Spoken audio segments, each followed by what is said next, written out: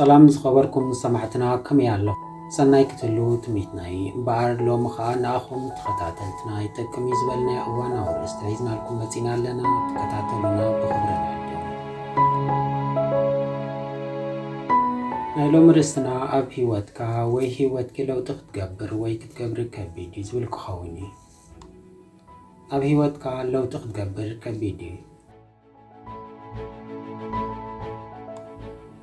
ኣብ ህይወትካ ዝኾነ ዓይነት ለውጢ ምግባር ንዝበዝሕ ሰብ ከቢድ ካብ ዝገብርዎ ገለ ምኽንያታት እቶም ኣብ ህይወትካ ዝበዝሕ ግዜኻ ምስኦም ተሕልፍ ሰባት ኣብ ህይወት ዘለዎም ኣጠማምታ ኣካይዳ ናይ ህይወቶም ዝጓዓዝዎ ኣንፈት ዝበዝሐ ክፋሉ ምስ ናትካ ተመሳሳሊ እዩ።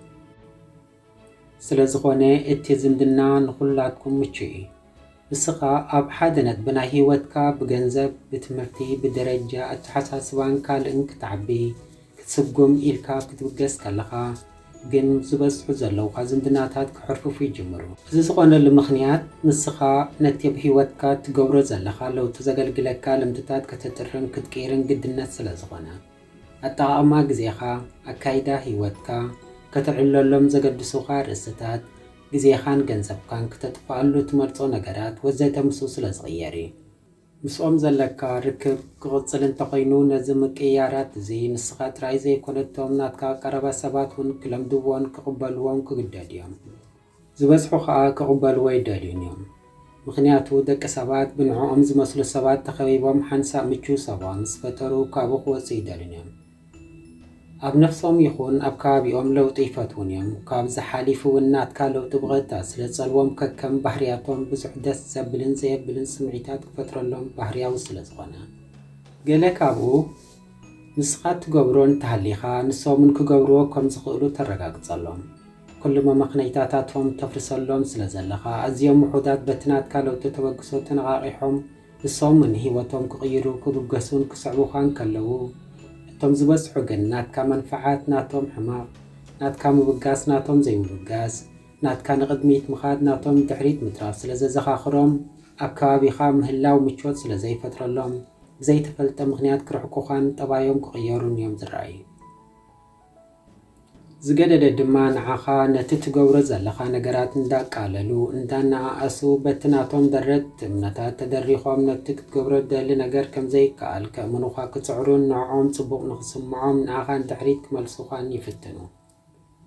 ካብቲ ዘለኸ ደረጃ ፀቢቕካ እንተዓቢኻ ናብ ዝለዓለ ደረጃ እንተበፂሕካ እቶም ሰባት ንዓኻ ዝበቅዑ ኣብ ህይወትካ ከም ቀደሞም ኣገደስ ሰባት ኮይኖም ዝቕፅሉ ስለ ዘይመስሎም ነፍሰ ምትሓት ስለ ዝስምዖም ክርሕቁኻ ወይ እውን እንተኾይኑሎም ብዝተፈላለየ መንገዲ ከምታ ንዝነበርከያ ክትኮነሎም ክፅዕሩን ክምነዩን እዮም ዝረኣዩ። እዞም ሰባት ፀገሞም ምስ ነፍሶም እምበር ምሳኻ ስለ ዘይኮነ ትረዳዮም እምበር ኣይተሓዘሎም። ብዙሕ ግዜ ኣብ ከባቢኦም ምርካብ ካስየካ ስለ ዝኽእል ግን ነፍስኻ ወይ ሓንጎልካ ሓሉ ምክንያቱ ክገድኡኻ ኢሎም ዋላ እኳ እንተዘይተበገሱ ንሶም ከማኻ ናብ ዝለዓለ ደረጃ ክጓዓዙ ፈቓደኛታት ስለ ዘይኮኑ ክትርሕቆም ከይከስሩኻ ክብሉ ንዓኻን ድሕሪት ክገድቱኻ ይኽእል እዮም። ሓደ ግዜ ንሰባት ስለ ንፈትዎምን ክርሕቁና ስለ ዘይንደልን ጥራይ እውን ዓብ ፀገም ክንኮኖም ንኽእል ኢና። ገለ ውሑዳት ብቕኒ ዝዓወሩ ሕማቓት ሰባት ኣብ ጉዕዞኻ ዋላ ፈተውቲ እንዳመሰሉ ዓብ መሰናኽል ክኾኑኻ ስለ ዝኽእሉ ንኹሉ ብምስትውዓል ምጥማት ተገዳሲ እዩ። ደቂ ሰባት ብባህሪና ማሕበራዊ እንስሳ ስለ ዝኾና ናይ ሕብረተሰብ ተቐባልነት ኣዝዩ ስለ ዘገድሰና ንኸባቢና ክንመስል ከምቲ ዝበዝሐ ሰብ ንኸዶ ኣካይዳ ክንከይድ ኢና ንደሊ።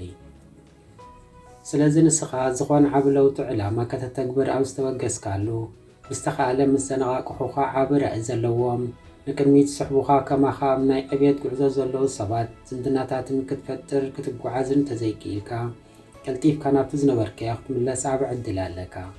ወይ እውን ካብቶም ኣብ ከባቢኻ ዘለዉ ሰባት ቁሩብ ፀብለል ስለ ዝበልካ ላዕሊ ዝበፃሕካ መሲልካ ቀልጢፍካ ጠጠው ክትብል ትኽእል ኢኻ። ሓደ ግዜ ናይ ለውጢ ጉዕዞ ከቢድ ክኸውን ይኽእል እዩ።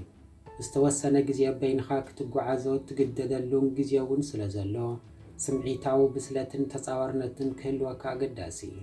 ክዳልወሉ ኣለካ ዝኾነ ኣብ ህይወትካ ተተኣታትዎ ለውጥታት ዝበዝሑ ብህይወትካ ዘለዉ ሰባት በብናቶም ምኽንያታት ካብ ህይወትካ ከም ዝርሕቁ እዮም ዝገብሩ።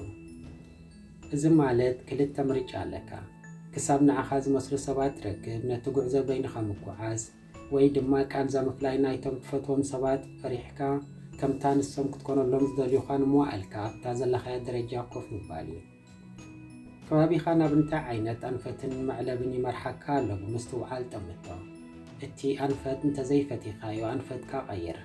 ኣንፈትካ ንምቕያር ከባቢኻ ምቕያር ኣገዳሲ ተራ ከም ዝፃወት ድማ ዝተብህል።